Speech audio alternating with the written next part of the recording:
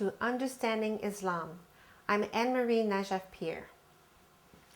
The Palestinian-Israeli conflicts are one of the greatest unfortunate issues that most of us are born into. Both groups lived and worked next to each other for many centuries with no significant problems, until a few elite Europeans decided to change that peaceful environment. For the past decades, the Israelis received massive support from the United States, such as billions of dollars per year out of taxpayers, advanced civilian and military equipment so that today Israelis are in possession of their own nuclear weapons, and above all, vetoing any war or humanitarian violations before the United Nations. In addition, countries like France and United Kingdom are among supporters of Israel as well. On the other hand, the Palestinians have been killed, expelled from their own homes, businesses, and farms to the neighboring countries.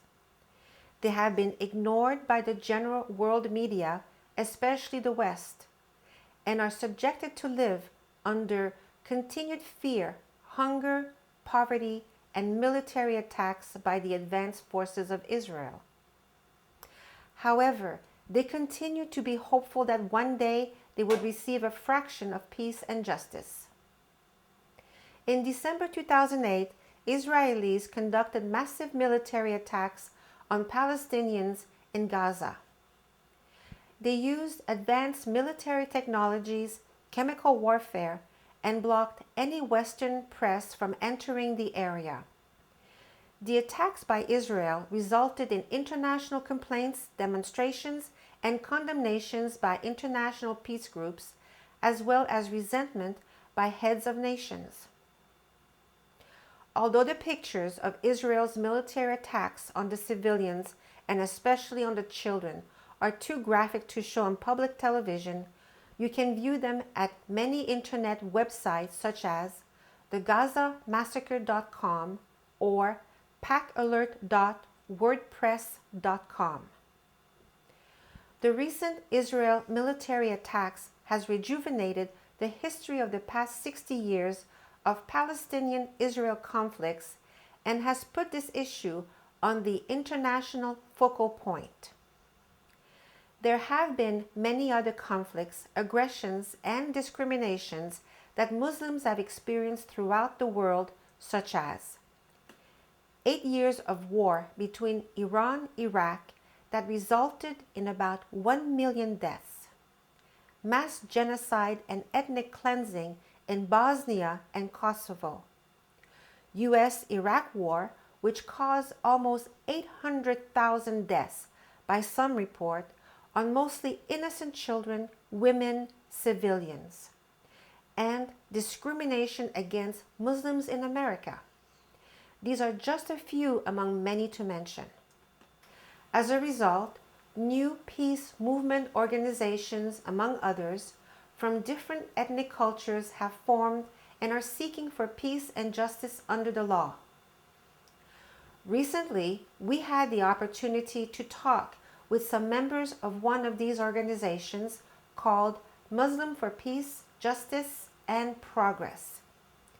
The participants were Professor Edip Yuksel, Ruby Amatulla, Shukran Kivrak, and Matthew Capiello. What made you to start this organization?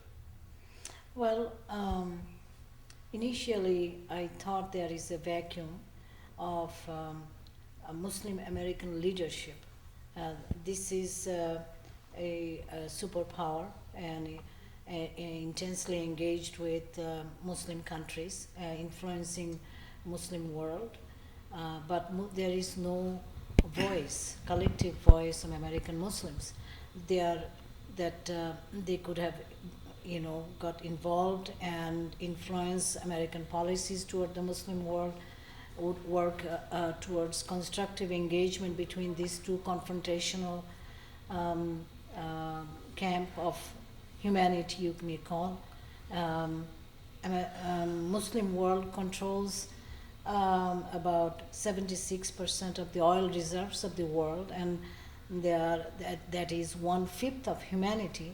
But I think that it has been unjustly neglected and mishandled in many situations. And out of that, a confrontational mindset has intensified between these two groups. The mindset that emerged out of distrust and dislike. Distrust mainly because of long trail of wrong policies and all these things has generated this antagonism and distrust. And I think that American Muslims can play a vital role in bridging the gap, bringing trust and confidence between these two polarized worlds, and that will be immensely helpful and for the interest and welfare of both of these part of the humanity. And I think American Muslims are in a extremely powerful situation. They are the citizens of this superpower, and they are also Muslims. They belong to the greater Muslim community, Muslim world, and so therefore they are conversant with and they are part of both of this controversial or confrontational world, and therefore they can contribute immensely in bridging the gap, working towards constructive engagement. And for that reason, there needs to be a very aggressive activism in this country. This country is also very conducive in providing a powerful due process and also civil society to initiate a dialogue and discourse through which the mindset of this society and the mindset of the government can be changed. This society provides that element, that powerful system.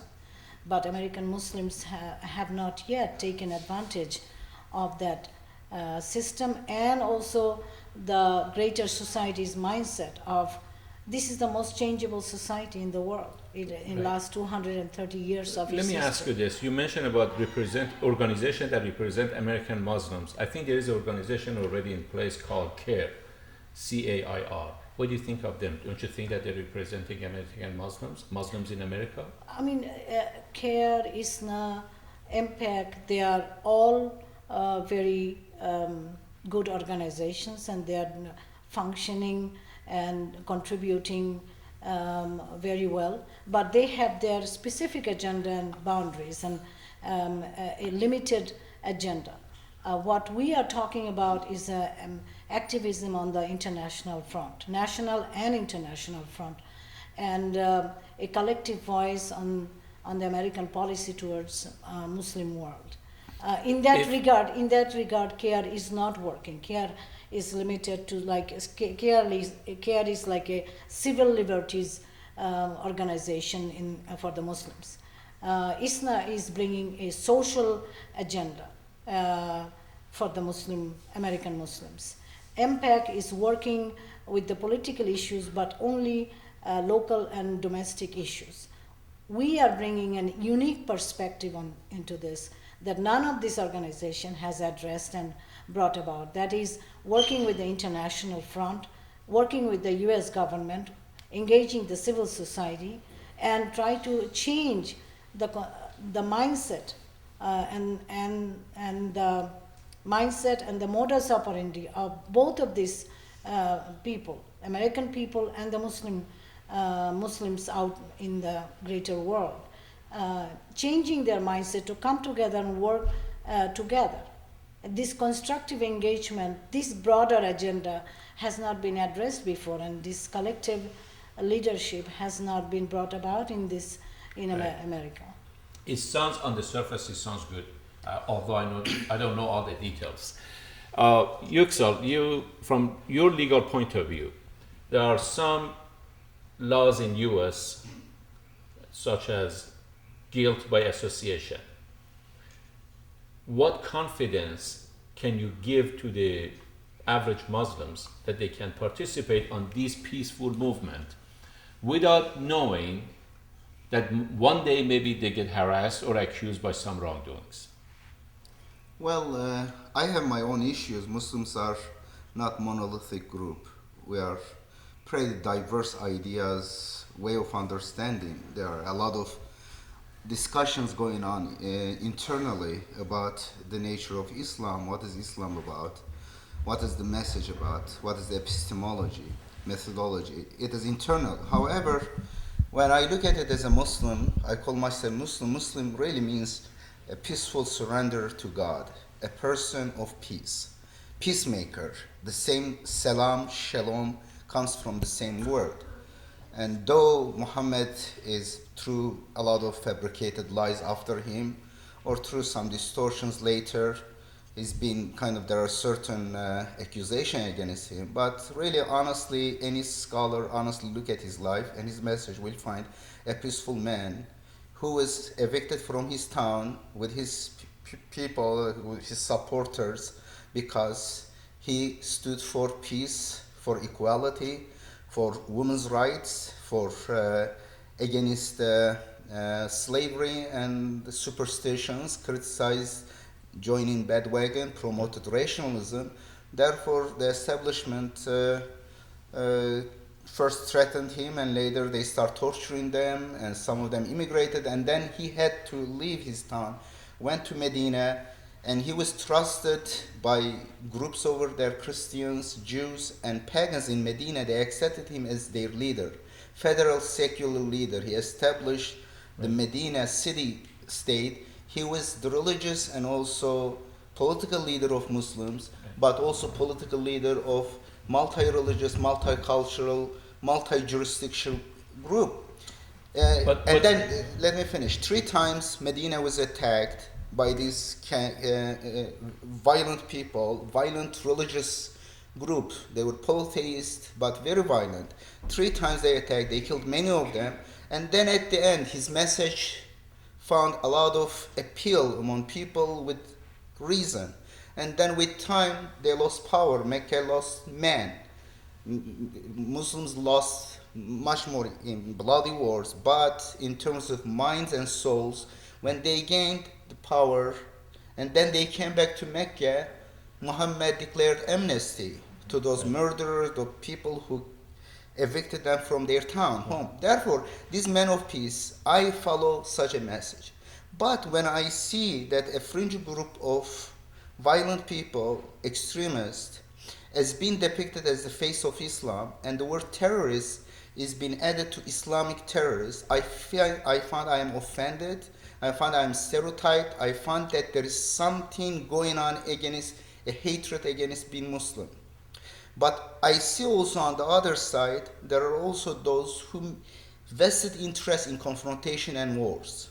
We should not forget about the war profiteers on both sides. Therefore, Christians, Jews, Muslims who have reason, who have common interest in living peacefully in this planet, small planet, we cannot kill each other, we cannot turn this earth to hell. Therefore we decided, I am a reformist Muslim. I am one of the authors of Quran Reformist Translation. But I said these Muslims, whether I disagree with them, but majority of Muslims are moderate for peace. When America was attacked, majority of Turkish people, more than 90%, they cried for America. Even in Iran, the majority of Muslims, they felt bad for that, they never agreed. But unfortunately, some people deliberately focused on angriest and ugliest face in Muslim countries. They exaggerated those pictures. I guess what I was trying to get is, if there is a Christian or Jews or others, anyone else, who's looking for peace, and they hear your message, her message, and they want to participate into this movement, what guarantee they have? There's a law in America that says guilt by association. They don't know another person in somewhere around the globe communicate through the email with you, and you don't know that person, and you communicating with that person through the internet. and one day you find out that person was one of those so-called terrorists. Therefore, everyone else in the group are guilty with that as part of that scheme. Now, what security do you think you may, perhaps yourself as a lawyer, can bring, or what can you say to these people that you're immune? Patriot Act, Patriot yes. Act, yeah. So I had the chance to make a research on it, and right now we have no security. We can be arrested, we can be convicted, we can be found as guilty of establishing a terrorist organization. There is no balance between the Muslim Eastern world and the Western world, and Eastern world has no power at all. So I feel I belong to United States, but also I belong to an Eastern nation. So as an Eastern nation citizen, I have no security. I am an American, but there are a lot of Americans who is being convicted or under the interrogation because of what they are saying, because of what they are explaining in a high voice. What I am saying is nobody can assure us that we are secure, and even though how much we talk about the peace, we still can be convicted as to be peaceful, since the nation we belong, which is the Muslim nation, known as a terrorist nation. I am here, or I am with this organization, and I am with another organizations to make just a difference, maybe just a little. Actually, our members said a lot of things, and there is just a little thing that I can say right now. Personally, I am here to make another voice. I feel bad because I am Muslim. I don't deserve this.